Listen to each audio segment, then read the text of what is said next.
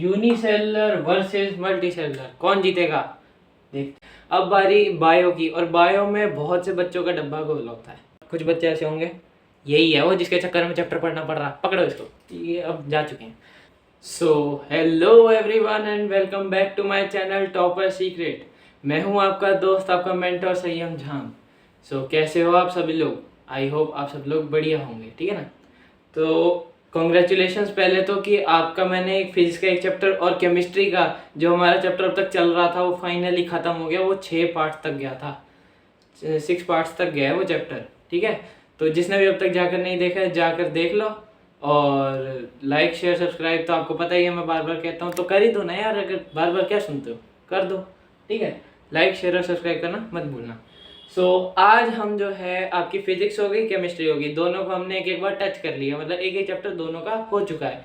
अब बारी बायो की। और बायो में बहुत से बच्चों का डब्बा गोल होता है, मेरा भी था अपने टाइम पे। लेकिन बहुत बढ़िया तरीके, अगर आप 11th-12th के नॉन मेडिकल या कॉमर्स, मतलब मेडिकल छोड़ के कोई भी स्ट्रीम लेने वाले बच्चे हो, तो फिर भाई मैं आपको रट्टा लगवा दूंगा कि मतलब आपको ऐसी ट्रिक्स बता दूंगा कि कैसे रटना है चीज़ों को। और जो मेडिकल वाला है उसको तो भाई अपनी मेहनत दिखानी पड़ेगी। यहाँ जो वो समझेगा वो आगे उसको काम आएगा, ठीक है ना? तो स्टार्ट करते हैं। तो बायोलॉजी का जो हमारी एनसीईआरटी, नई एनसीईआरटी एक्सप्लोरेशन के हिसाब से जो पहला चैप्टर है वो है चैप्टर 2, वो है cell the building block of life. Chapter का नाम है मेन सेल। सेल क्या है? बिल्डिंग ब्लॉक ऑफ लाइफ, ठीक है ना? अभी जो मेडिकल वाले बच्चे हैं उनके लिए मैं बता दूं कि अगर उन्होंने 11th-12th में मेडिकल ऑप्ट करनी है तो अभी उनको ये चैप्टर बहुत अच्छे से पढ़ना पड़ेगा, क्योंकि 11th-12th में ये बहुत ज़्यादा डिटेल आती है इस चैप्टर की। मतलब आपको बेसिक्स अगर अच्छे से पता होंगे तो आगे जाकर आपको दिक्कत नहीं आएगी, मेन बात ये है, ठीक है? फटाफट से शुरू करते हैं, ठीक है? एक सेकेंड, शुरू करने से पहले एक क्वेश्चन। जब तक मैं आगे टॉपिक लिखता हूँ उससे पहले आप मेरे को ये सोचो कि सेल क्या है और बिल्डिंग ब्लॉक ऑफ लाइफ, मतलब ये पूरी जो इसका टॉपिक का मतलब क्या है, ये आप इतना सोचो। मैं फटाफट से इसका लिखता हूँ, ओके? तो क्या आप लोगों ने जो सेल, मैंने आपको बोला था कि सोचो, आप लोगों ने सोचा? और सोचा तो क्या सोचा, क्या सोचा, क्या सोचा, क्या सोचा? सेल कहीं रिमोट वाले सेल तो नहीं सोच रहे भाई? देखो, कुछ होते हैं जो बायो के उल्टे होते हैं, मैथ वाले, मैथ लवर्स को सेल में सिर्फ वही आता है, नहीं तो फिर रो कॉलम से मिलकर एक बनता है एक्सेल में सेल, वही याद आता है। ये मैथ वालों की है। जो बायो वाले हैं उन्होंने फिर भी थोड़ा अंदर अपनी बॉडी के अंदर झांक के देखा होगा कि कुछ होता होगा सेल, ठीक है? तो आप लोगों के लिए, सिर्फ मैथ वालों के लिए, बायो वाले इधर मत देख लेना, तुम्हारा काम सिर्फ इधर का है, सिर्फ मैथ वालों के लिए सुनो। सेल को मानो ब्रिक, ईंट, ईंट पता है ना? ये मत कहना ईंट नहीं पता, तो सर पे मार लो भाई अगर नहीं पता। सेल सेल होता है ब्रिक। सेल को मतलब एग्जाम्पल के लिए है कि आप समझो, आपको ट्रिक याद हो जाएगी कि सेल है, ब्रिक की तरह समझो। जैसे ब्रिक को अगर आप जोड़ते हो तो बनती है वॉल, ये दीवार, ये दीवार। फिर और अगर 4 वॉल बन जाए तो बनता है एक रूम, ठीक है? और उस रूम, अगर एक से ज्यादा रूम बनाए तो क्या बनता है? घर बन जाता है, ठीक है? अब यहाँ पे एग्जांपल लेते हैं, सेल है जो हमने पढ़ना है। सेल छोटे छोटे सेल होते हैं, सेल ऐसे दिखते हैं, कुछ ऐसे कुछ होते हैं सेल, ठीक है जी? टिश्यू, जैसे ब्रिक, जैसे एक ब्रिक थी तो जोड़ के इतनी सारी बन गई वॉल, ऐसे ही अलग अलग टिश्यू, अलग अलग सेल्स हैं इन।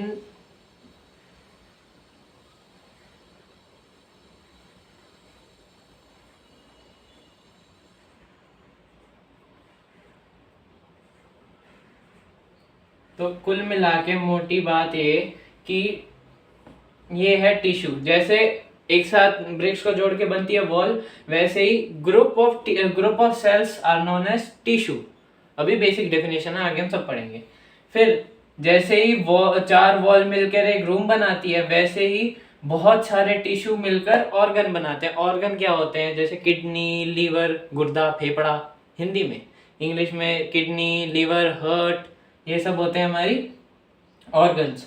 और ये ऑर्गन कुछ काम करते हैं। जैसे रूम मिलकर घर बनाता है, रूम्स मिलकर घर बन जाते हैं, ऐसे ही ऑर्गन जो है एक सिस्टम परफॉर्म करते हैं, और वो सिस्टम परफॉर्म करने की वजह से मतलब ये एक किस्म से इंटरमीडिएट है एग्जाम्पल के तौर पे, असलियत में भी एक वो है। तो आप ये समझो कि ऑर्गन कुछ काम करते हैं, वो काम करते हैं तो ऑर्गेनिज्म मतलब लिविंग, जो लिविंग थिंग्स हैं, जो आपके आसपास आपको लिविंग थिंग्स दिख रही है, छोटी छोटा बैक्टीरिया भी, वो भी एक ऑर्गेनिज्म है। ऐसे ही रूम से मिलकर घर बन गया। ठीक है, अब एग्जांपल को साइड करते हैं, थोड़ा सा इसमें मैं बता दूं क्या ऑर्गन सिस्टम क्या होता है। ऑर्गन सिस्टम में जैसे आपकी रेस्पिरेटरी सिस्टम, सांस ले रहे हो तो ये लंग्स आपका काम करते हैं, ठीक है। फिर वहीं पर आपको मतलब फिल्ट्रेशन का, एक्सक्रीशन वगैरह का जो प्रोसेस होता है उसमें आपकी लीवर हेल्प करता है। और रिप्रोडक्शन सिस्टम हो गया, और कौन से होते हैं आप मेरे को कमेंट में, जो सिस्टम मैंने छोड़ दिए ना उन सिस्टम के नाम आप मेरे को कमेंट में भेजोगे अगर आपको पता है तो, ठीक है। और ऑर्गेनिज्म तो आपको पता है जो लिविंग छोटी छोटी थिंग्स होती है, ठीक है। फिर आगे अब बायो वाले बच्चे, और मैथली सुनी लो यार, तुम्हें एग्जांपल से समझा दिया वैसे ही समझ लो। तो सेल क्या होता है? A cell is the fundamental structural and functional unit of life. Cell क्या होता है? सेल होता है फंडामेंटल, मतलब जो बेस, फाउंडेशन, फाउंडेशन मतलब कि बेस होती है ना, बेस सबसे कम, जैसे नर्सरी एलकेजी से भी सबसे कम, सबसे छोटी कौन सी थी? प्री नर्सरी, हाँ प्री नर्सरी। तो ऐसे ही ये भी फंडामेंटल एकदम बेसिक चीज है, मतलब ये तो चाहिए ही चाहिए। अब एक चीज बताओ, चाय बनाने के लिए सबसे बेसिक चीज क्या है? चाय पत्ती तो होनी चाहिए ना, चाय बनाने के लिए चाय पत्ती, दूध, ये सब बेसिक चीजें हैं तो चाहिए चाहिए। तो ऐसे ही सेल भी एक फंडामेंटल स्ट्रक्चरल, मतलब ये जो है एक स्ट्रक्चर बनाता है, स्ट्रक्चर बनाता है, एंड फंक्शनल, फंक्शनल सारे एग्जांपल से जुड़ रहे हैं, हाँ, फंक्शनल यूनिट ऑफ लाइफ। अब ऑफ लाइफ में लिविंग ऑर्गेनिजम्स सब जोड़ दिया आपके लिए। फिर क्या लिखा? Cell is the basic building unit of living organism, वही सेम चीज ही है, ठीक है। तो आगे बढ़ते हैं नेक्स्ट टॉपिक पे।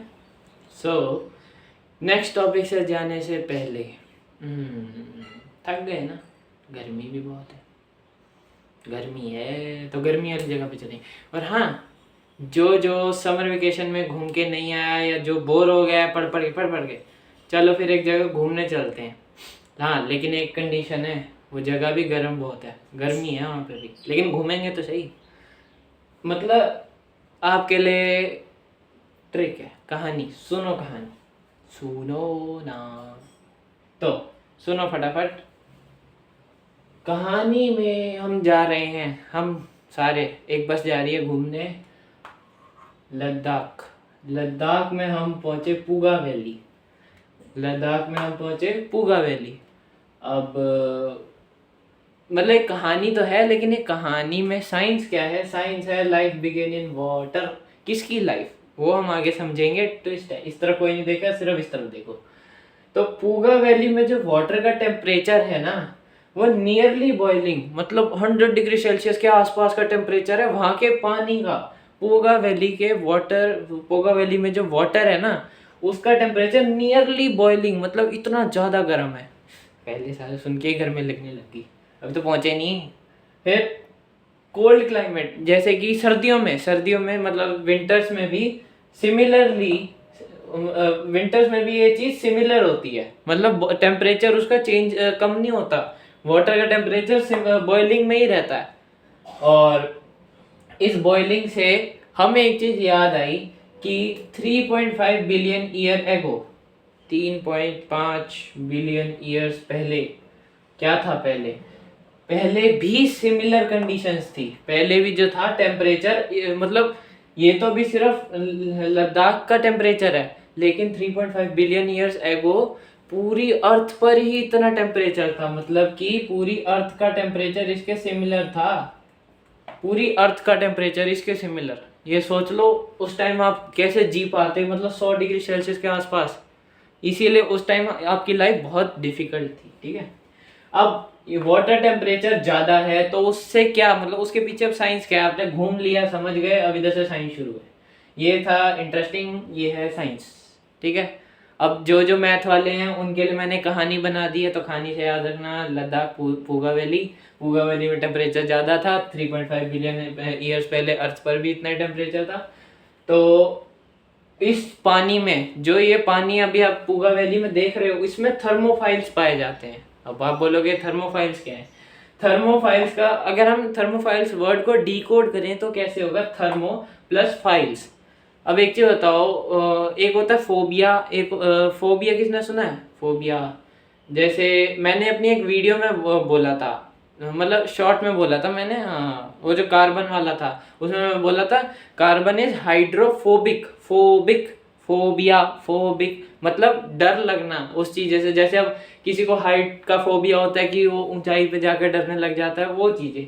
तो फोबिया का उल्टा होता है फिली।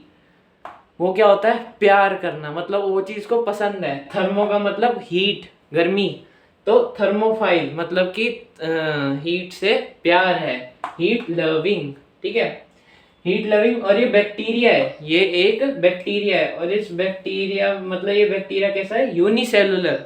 अब आप बोलोगे यूनी मतलब सिंगल, सेलुलर मतलब कि सेल, तो मतलब इसमें एक ही सेल है, एक ही सेल से ये पूरा जो है बैक्टीरिया बना है, थर्मोफाइल्स। अगर आपसे कोई बैक्टीरिया का नाम पूछ ले तो आपके पास एक नाम तो है कम से कम। अब ये थर्मोफाइल क्या करते हैं? ये जो पानी में थर्मोफाइल प्रेजेंट होते हैं, ये क्या करते हैं? कैल्शियम कार्बोनेट बनाते हैं। कैल्शियम कार्बोनेट बनाते हैं, आपको कैसे पता? भाई मेरे को नहीं पता था ये चीज बीरबल सहनी इंस्टीट्यूट लखनऊ, इन्होंने ये चीज ढूंढी है कि जो ये है थर्मोफाइल्स, ये इस वाटर के पास मतलब ये पूगा वैली में कैल्शियम कार्बोनेट बनाते हैं। अब ये कैल्शियम कार्बोनेट क्या करता है? सबसे मेन चीज हमने ये पढ़नी थी, protect molecule from harmful conditions. जो मॉलिक्यूल हैं, आसपास के जो मॉलिक्यूल है उनको प्रोटेक्ट करता है बाकी की हार्मफुल कंडीशंस से, ठीक है। Plus help in formation of barriers, barrier बनाता है। बैरियर मतलब बैरियर को आप साइंस में बोल सकते हो सेल मेम्ब्रेन। ये मेम्ब्रेन वर्ड जिंदगी में याद रखना बहुत इंपॉर्टेंट है, ठीक है। सेल मेम्ब्रेन बनाता है, मतलब कि एक तरीके से शील्ड बना देता है कि अंदर बाहर ज्यादा कुछ आ जा नहीं सकता, सिर्फ सिलेक्टेड चीजें ही अंदर बाहर आ जा सकती है। सो नेक्स्ट टॉपिक पे बढ़ते हैं। अपने नेक्स्ट टॉपिक पे बढ़ने से पहले एक चीज मेरे को याद आई, अपनी एनसीईआरटी खोलो, खोलो जल्दी से खोलो, ठीक है, खोल ली? हाँ, तो खोलने के बाद सेकंड या थर्ड पेज पे आई गेस है, अपने क्या बोलते हैं, साइड पे देखना, पेज के एकदम साइड पे लंबा सा स्केल होगा। स्केल नहीं है तो एडिटर साहब जैसे मैं कह रहा हूँ अब इसके आगे वो लगा दो पूरी फोटो, ठीक है। फ़ोन को रोटेट करके देख लेना, वो बड़ा है ना, ठीक है। तो उसमें है क्या, आप जो मेरे को आप लोगों ने मैंने आपसे करवाया है उसमें आप देखोगे कि मतलब कि सारे एटम मॉलिक्यूल सारे बैक्टीरिया ये वो मतलब उन सबके साइज लिख रखे हैं। सबसे छोटा आप देखोगे एटम होता है, स्मॉलेस्ट यूनिट हमारी एटम होती है। उसके बाद आते हैं मॉलिक्यूल्स, फिर आता है लिपिड्स, प्रोटीन और वायरसेस, स्मॉल बैक्टीरिया। मतलब ये सब आपको रटने नहीं है, एक बार जस्ट आप इसके ग्रो थ्रू कर लो। और हाँ, साइड पे ना इसके माइक्रोस्कोप लिखा है, वो जरूर पढ़ लो कि इलेक्ट्रॉन वाला माइक्रोस्कोप है, फिर लाइट माइक्रोस्कोप है, फिर नेक्ड आइज है। मतलब नेक्ड आइज मतलब आप उनको ऐसे ही देख सकते हो। अब आप फिश का एग ऐसे ही देख सकते हो, ठीक है, ट्री आप ऐसे ही देख सकते हो, ये बाकी सब चीजें तो आप ऐसे ही देख सकते हो। जो जो नीचे की है जैसे ये अमीबा और क्या आपका एनिमल सेल्स और प्लांट सेल, न्यूक्लियस, ये सब आप नहीं देख सकते, तो इनके लिए आपको लाइट माइक्रोस्कोप चाहिए। और एटम हो गए, मॉलिक्यूल्स हो गए छोटे छोटे, उनके लिए आपको चाहिए इलेक्ट्रॉन माइक्रोस्कोप। तो एडिटर साहब फोटो हटा दो यहाँ से। आई होप आपको वो चीज़ समझ आई होगी कि माइक्रोस्कोप का रोल है। हम माइक्रोस्कोप के बिना कैसे देख पाएंगे? आप पेड़ देख सकते हो लेकिन पेड़ के सेल तो नहीं देख सकते ना। पेड़ के अंदर जैसे जो वो होते हैं बैक्टीरिया होते हैं वो नहीं देख सकते आप, ठीक है ना। तो उसके लिए आपको माइक्रोस्कोप चाहिए। तो अब इंस्ट्रूमेंट फॉर स्टडिंग सेल, अब सेल को स्टडी करने के लिए भी ये एक माइक्रोस्कोप बना है। बने तो काफी सारे, अभी हम आगे सब पढ़ेंगे, ठीक है। तो सबसे पहले एडिटर साहब जरा वो कंपाउंड माइक्रोस्कोप की एक पिक्चर लगा दो और लेबल भी कर देना कि आई पीस कहाँ है और ऑब्जेक्टिव लेंस कहाँ है, ठीक है। तो बढ़ते हैं, अ कन्वेक्स लेंस और a combination of lenses. Convex lens, convex, concave होता है जो ऐसे होता है, साइड में थोड़ा सा यहाँ दिखा दो हाथ, हाँ, तो ये होता है कनकेव। कन्वेक्स होता है ऐसे, ठीक है, कन्वेक्स है। तो बाहर की तरफ है। तो मतलब मोटी बात यही है कि जो चीज हमें मतलब कि ये लेंस क्या करता है कि छोटी से छोटे ऑब्जेक्ट को बड़ा करके दिखाता है, एनलार्ज कर देता है। तो क्या है कन्वेक्स लेंस और कॉम्बिनेशन ऑफ लेंसेज, अलग अलग लेंस का कॉम्बिनेशन या फिर कॉन्वेक्स लेंस ही सिर्फ, that is an objective lens and eyepiece. अब ऑब्जेक्टिव और आई पीस क्या है, ये एक चीज बताऊं, आप 12th में पढ़ोगे ना, 12th में पूरा एक चैप्टर है और उसका अंदर पूरा एक टॉपिक है कंपाउंड माइक्रोस्कोप का, उसमें आप बहुत डिटेल में पढ़ोगे। मैं अभी आपको बेसिक्स बता देता हूँ। ये सबसे ऑब्जेक्टिव लेंस जो है, ऑब्जेक्टिव से आप समझ जाओ कि जो चीज ऑब्जेक्ट के पास हो, ऐसा लेंस जो कि ऑब्जेक्ट के पास हो, ठीक है।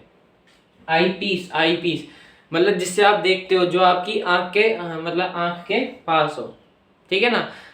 जब आप लेबोरेटरी जाओगे ना, अब आप 9th में अब जाओगे, ऑनियन पील एक्सपेरिमेंट करके एक होता है, वो करोगे ही करोगे, जिसमें वो पील एक निकाल के उसके ऊपर आई थिंक सो कुछ डालते थे, ध्यान नहीं है मेरे को इतना, कोई पर्पल कलर का कुछ सॉल्यूशन डालते हैं, फिर उसके बाद उसके बैक्टीरिया देखने के लिए वही माइक्रोस्कोप में आई पीस में आपकी आंख रखी होती है, और जहाँ पर ऑब्जेक्टिव लेंस होता है वहाँ पर आपकी पील रखी होती है, वो एक वो क्या होते हैं उसको, अब तो भाई बहुत टाइम हो गया। हाँ तो मतलब वो ग्लास की एक स्ट्रिप सी होती है, उसके ऊपर वो पील रख के आप उसके अंदर के बैक्टीरिया देखते हो, ठीक है ना। And are use for the magnification of an object, जो कि मैंने आपको बताया कि क्या काम होता है लेंस का। लेंस का काम वही होता है कि वो चीजें बड़ी करके दिखाता है। अगर आपसे कोई पूछ ले कि कंपाउंड माइक्रोस्कोप का काम क्या होता है, सिंपल इतनी बात लिखो, use for the magnification of object to make it appear larger, simple, बस इतनी सी बात। कोई टेंशन, कोई दिक्कत, मैथ वाले बच्चों के लिए कोई दिक्कत नहीं है। चलो फिर अभी तो सारे पढ़ेंगे सही बायो, 10th के बाद की बात कर रहा हूँ कि मैं मैथ अलग हो जाएगी, ठीक है। कई होते हैं भाई, मेरा एक दोस्त है जो PCMB, उसका दिमाग अलग ही लेवल है, उसको बायो में मजा आता है, मैथ में मजा आता है। ऐसे भी कुछ होंगे तुम्हारी क्लास में भी, अगर हैं तो कमेंट में जरूर लिखना, हाँ, और लाइक जरूर कर लेना वीडियो। तो अब फीचर्स क्या है, अब मतलब कि जैसे ये तो बहुत देखो, हर चीज में डेवलपमेंट होती है, तो ऐसे ही माइक्रोस्कोप जब बना तो उसके अंदर भी फर्दर डेवलपमेंट्स होती रही। तो डेवलपमेंट्स में कौन से 3 फीचर्स जो हैं, जो मतलब साइंटिस्ट ने डेवलप ज्यादा से ज्यादा करे, रेजोल्यूशन, जैसे अब आप वीडियो देखते हो 60 FPS 30 FPS, ऐसे ही रेजोल्यूशन, क्वालिटी अच्छी हो जाती है। ऐसे ही कॉन्ट्रास्ट, अब व्हाइट और ब्लैक के बीच में आप अच्छे से कॉन्ट्रास्ट कर सकते हो, मतलब कलर के बीच में अलग अलग डिफरेंसेस कर पाना। तो उस पर ध्यान दिया कि पहले क्या था कि जो स्टार्टिंग के माइक्रोस्कोप थे ना, उनमें आप ढंग से कलर नहीं देख पाते थे, दूसरा। तो अब के माइक्रोस्कोप में कंट्रास्ट आ गया। फिर मैग्निफिकेशन तो पहले भी था, अब थोड़ा और क्लियर हो गया, अब और जूम हो जाता है, 300 200x तक चला जाता है, 200x 300x, ये होता है माइक्रोस्कोप, ठीक है। तो फटाफट से नेक्स्ट टॉपिक पे बढ़ते हैं। अब डिस्कवरी ऑफ अ सेल भी डिस्कवर हुआ ही था ना, डिस्कवर हुआ उसके बाद ही तो हम लोग पढ़ पा रहे हैं।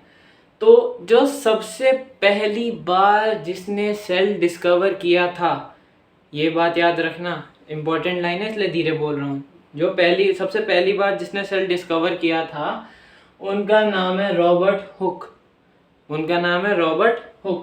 कि कौन से ईयर में, 1665 में रॉबर्ट हुक ने सबसे पहली बार जो है सेल को डिस्कवर किया था। एक चीज और, टेलीग्राम पे केमिस्ट्री के नोट्स पहुंच गए, फिजिक्स के नोट्स पहुंच गए। अगर कोई सोच रहा है कि जो मतलब नया आया है बच्चा पढ़ने यहाँ पे, वो देख रहा है कि ये क्या है, यही है, ये नहीं है, ये आपको जस्ट समझाने के लिए थ्योरी है। जब मैं मतलब नोट्स जो है वो आपके टेलीग्राम चैनल पर मैं आपको प्रोवाइड करा रहा हूँ। फिजिक्स और केमिस्ट्री के आ गए हैं, और बायो के जब ये चैप्टर एंड होएगा तब आ जाएगा। और एक चीज़ और, अगर आपको लग रहा है कि मेरी स्पीड थोड़ी स्लो है तो कमेंट में लिखो फास्ट, तो फिर उसके बाद मैं जैसे या तो videos, number of videos in a week बढ़ा दूंगा, या फिर अपनी स्पीड ऐसे बढ़ा दूंगा। तो कहानी चल रही थी, कहानी क्या है कि 1665 में रॉबर्ट हुक नाम के व्यक्ति ने क्या किया, बैठा था, जैसे न्यूटन ने देखा था ना सेब गिरते हुए, ऐसे ही ये भी बैठे एक पेड़ को ही देख रहे थे। इन्हें लगा सेब न्यूटन ने देख लिया, अमरूद मैं देख लेता हूँ, अमरूद तो आया नहीं। लेकिन इन्होंने क्या किया, इन्होंने देखा एक बार्क क्या होता है, एडिटर साहब लगाओ फोटो। तो इन्होंने देखा एक बार्क, और बार्क के अंदर इनको मिली कॉर्क की एक पतली सी लेयर। अब कॉर्क क्या होता है, एडिटर साहब फोटो लगा दो, क्लियर हो जाएगा। इन्होंने देखा कॉर्क, पतली सी शीट होती है सफ़ेद वाइट कलर की, ठीक है। इन्होंने उसको देखा, इन्होंने वो शीट को जो है अलग करा, घर पे लेके आए, इन्होंने फिर उसको किया ऑब्जर्व किया, मतलब देखा। जब वही बात है, इतनी पतली इतनी छोटी शीट आपको कैसे दिख जाएगी। फिर क्या किया, इन्होंने बनाया एक माइक्रोस्कोप, सेल्फ डिजाइंड माइक्रोस्कोप बनाया, और उसके अंदर इन्होंने जो है कॉर्क को ऑब्जर्व किया, ठीक है। लेकिन इनको कुछ मिला भी सही, क्या मिला, वो मिला डेड सेल, मतलब सेल जो कि मर चुका था, सेल मर चुका था मतलब, क्योंकि देखो अब उसको हमने लिविंग ऑर्गेनिज्म जो कि ट्री है, ट्री से अलग कर दिया तो सेल का काम ही नहीं बचा, सेल हो गया डेड, ठीक है ना।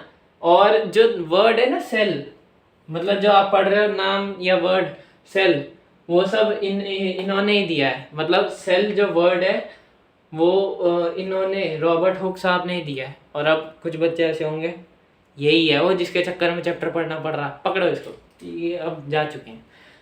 अब ये 3 और हैं जिन्होंने डिस्कवरी में या तो कुछ कंट्रीब्यूशन किया है या इन्होंने खुद कुछ अलग से डिस्कवर किया, ठीक है। सबसे पहले आते हैं ल्यूविनहॉक। ल्यूविनहॉक पूरा नाम नहीं है इनका, ये इनकी लास्ट का जो मेन नाम होता है वही है ल्यूविनहॉक। कौन से ईयर में, 1674 में इन्होंने डिस्कवर किया। डिस्कवर क्या किया, लिविंग सेल। जो हमारे कौन से थे, रॉबर्ट हुक ने क्या किया था, डेड सेल डिस्कवर किया था, वहीं पे इन्होंने क्या किया 1674 में लिविंग सेल जो है डिस्कवर किया। कहाँ पर, पॉन्ड वाटर में, जो ये होता है आपका छोटा सा, क्या बोलते हैं इसको, समझ जाओ यार। फिर आता है रॉबर्ट ब्राउन ने 1831 में डिस्कवर किया न्यूक्लियस इन अ सेल। अब ये न्यूक्लियस एटम वाला न्यूक्लियस नहीं है, पहले बता दिया, केमिस्ट्री इसमें मत जोड़ो। जिसने पढ़ लिया न्यूक्लियस बहुत अच्छी बात है, ये वो वाला नहीं है। जिसने नहीं पढ़ा हो तो और भी बढ़िया है, मैं ही पढ़ाऊंगा, मेरे साथ जुड़े रहना, टॉपर भी मैं ही बना के दूंगा, ये बात याद रखना। और जिसके पेपर पास आ रहे हैं मेरे को डेट लिख के और साथ में चैप्टर भी लिख दो, तुम्हारा काम हो जाएगा। क्वेश्चन डाल दूंगा सारे इंपॉर्टेंट, पेपर उसके बाहर से आ नहीं सकता, लिख के ले लो। Discovered nucleus in a cell. अब सेल के अंदर जो है न्यूक्लियस डिस्कवर किया। सेल के अंदर इतना सा सेल है, इसके अंदर भी न्यूक्लियस है। अब न्यूक्लियस मेन पार्ट होता है, छोटा सा सेंटर में होता है, जो कि सारे फंक्शंस, जैसे हमारी बॉडी में भी एक न्यूक्लियस होगा, मतलब हर एटम में न्यूक्लियस होता है, वो सारे फंक्शंस कंट्रोल करता है, वैसे ही सेल के अंदर जो न्यूक्लियस होता है ये भी सारे फंक्शंस को कंट्रोल करता है। फिर आते हैं पुरकिंजी, थोड़ा सा नाम अटपटा है, अगर मैंने गलत प्रोनाउंस कर दिया तो माफ करना, ठीक है। तो 1839 में इन्होंने क्या किया, इन्होंने प्रोटोप्लाज्म को डिस्कवर किया। देखो जी, आपको बता दूं कि सेल होता है, सेल के अंदर न्यूक्लियस होता है, साइटोप्लाज्म होता है, प्रोटोप्लाज्म होता है, मतलब कि न्यूक्लियस को कवर करके रखती है एक लेयर, जिसको हम बोलते हैं प्रोटोप्लाज्म, जो कि पुरकिंजी ने डिस्कवर किया था। तो चलो फिर उसके बाद लास्ट टॉपिक है ये, फिर हम अगली वीडियो में कंटिन्यू करते हैं, ठीक है ना। तो जो लास्ट टॉपिक है ये है यूनिसेलुलर वर्सेस मल्टीसेलुलर, कौन जीतेगा देखते हैं। यूनिसेलुलर, इसका मतलब मैंने आपको पहले पेज में बताया था, और मैंने एक सेल का नाम भी बोला था, जिसको अब तक याद है बढ़िया, जिसको नहीं है वो पीछे जाकर नाम एक बार याद कर लो दोबारा से, जिसका नाम है थर्मोफाइल्स। तो वो एक यूनिसेलुलर, अब यूनिसेलुलर ऑर्गेनिज्म मतलब लिविंग बीइंग, ऐसा जिसपे सिर्फ एक ही सेल है और वो चल लिविंग थिंग्स है, जैसे हम लिविंग थिंग्स है, हम भी एक ऑर्गेनिज्म में आते हैं। हम आते हैं मल्टी सेलुलर ऑर्गेनिज्म में, मतलब कि जिसपे बहुत सारे सेल है। सबसे पहला ये सिंगल सेल, एक ही सेल है, इस पे मल्टी सेलुलर बहुत सारे सेल है, मल्टीपल सेल्स है, सॉरी। फिर इरेगुलर शेप, इसकी शेप जो है इरेगुलर, मतलब कैसी भी हो जाती है, कोई कंफर्मेशन नहीं है। वहीं पर इसकी शेप कैसी होती है, फिक्स होती है, एक शेप फिक्स रहती है। इसकी शॉर्ट लाइफ स्पैन होती है, मतलब कि जल्दी मर जाता है। वहीं पर इसकी होती है लार्ज लाइफ स्पैन, इसकी बहुत लंबी जीवन शैली होती है। विजिबल अंडर माइक्रोस्कोप, सिर्फ माइक्रोस्कोप की मदद से आप यूनिसेलुलर ऑर्गेनिज्म देख सकते हो। वहीं पर सीन विद नेक्ड आइज, आप इसको नेक्ड आइज के थ्रू भी देख सकते हो। All functions are done by single cell, जब है ही सिंगल सेल तो सारे फंक्शन एक ही सेल से होंगे। वहीं पर इससे जो सारे फंक्शन है वो अलग अलग सेल से होते हैं, डिफरेंट सेल से। एग्जाम्पल में बैक्टीरिया, यीस्ट एक्सेट्रा, इसके एग्जाम्पल है प्लांट्स, एनिमल एक्सेट्रा। हर प्लांट्स और हर एनिमल में पाया जाता है ये मल्टीसेलर ऑर्गेनिज्म होते हैं, ठीक है। जाने से पहले हाँ सच, मैंने वो आपको बोला था ना कि वो साइंटिस्ट वाली बात, तो एडिटर साहब लगाओ फोटो, मैं बता देता हूँ। तो 3 साइंटिस्ट हैं। सबसे पहले आता है शेल्डविन, नाम गलत हो तो गुस्सा नहीं, ठीक है। 1838 में इन्होंने बोला था कि all plants are made of cells, सारे प्लांट्स जो हैं वो सेल से मिलकर बने हैं। वहीं पर फिर आए 1839 में श्वान, ठीक है ना, उन्होंने बोला all animals are made of cell, सारे एनिमल सेल से बने हैं। फिर विर्चोव नाम के 1855 में व्यक्ति आए, उन्होंने बोला कि सारे सेल जो हैं वो प्री एग्जिस्टिंग सेल से बन रहे हैं। मतलब कि जो इन्होंने बोला शेल्डविन ने और श्वान ने, इनकी बात सही थी कि सारे प्लांट सेल से बन रहे हैं और सारे एनिमल भी सेल से बन रहे हैं, बिल्कुल सही, जो कि हमने अभी यहाँ पर एग्जाम्पल में भी देखा। और जो विर्चोव ने बात बोली वो एक थोड़ी अलग थी। उन्होंने बोला कि जितने भी सेल्स अब जो बन रहे हैं ना, वो पुराने सेल से ही बन रहे हैं। इससे हमें एक प्रॉपर्टी याद आती है कि सेल अपने आप को रेप्लिकेट कर सकता है, मतलब कि अपने आप ही अपना डुप्लीकेट बना सकता है, एक का डबल। वो कर सकता है। ये 21 दिन वाला नहीं, ये साथ साथ प्रोसेस करता है। 21 दिन में पैसा डबल कैसे? चलो फिर इस वीडियो को ख़त्म करते हैं, और जिसने भी अब तक चैनल को लाइक नहीं किया है, लाइक कर दो, शेयर और सब्सक्राइब दोनों कर दो, ठीक है, ताकि आप टॉपर बन पाओ। और हाँ, और सबसे पहले आपको मेरी वीडियो मिले, इसके लिए भी आपको सब्सक्राइब करके बेल आइकन जरूर दबा देना, नहीं तो आपको नोटिफिकेशन नहीं आएगी। आपका दोस्त टेस्ट में पढ़ के फटाफट आंसर दे देगा, वो तो बोल देगा कि मैंने तो पढ़ लिया टॉपर सीक्रेट, तूने नहीं पढ़ा, ठीक है। तो इसलिए ऐसा ना हो, तो इसलिए आप चैनल को सब्सक्राइब करके बेल आइकन भी दबा देना। और जिसने भी मेरा टेलीग्राम का चैनल सब्सक्राइब नहीं किया है, डिस्क्रिप्शन में लिंक है, और इस वीडियो के एंड होने से पहले स्कैनर लग जाएगा, ओके। सो मिलते हैं अगली वीडियो में, तब तक के लिए all the best for your journey. So bye bye, और इसको पूरा जरूर कर लेना और नोट्स देख लेना, ठीक है। Bye bye.